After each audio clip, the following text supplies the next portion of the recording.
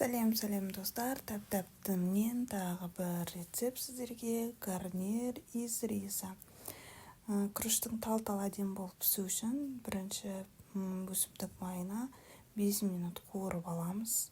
Мысалы, сіз 1 кесе күріш таңдасаңыз, 1,5 кесе су құясыз. Сол кезде сіздің күрішіңіз езілмейді, өте дәмді әдемілі болып піседі. Мына жерде біз күрішті 5 минут қуырып алдық. Мен жарты кесе күріш таңдағам, үстіне 1 кесе толық 1 кесе су құям. Су құясыздар да 10 минутқа қайнатасыздар.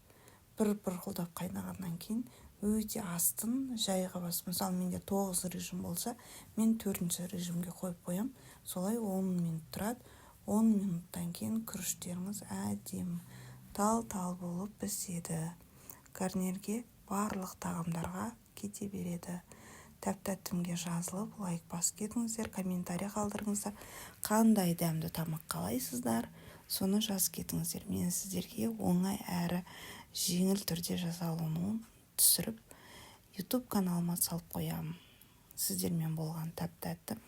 Қош сау болыңыздар.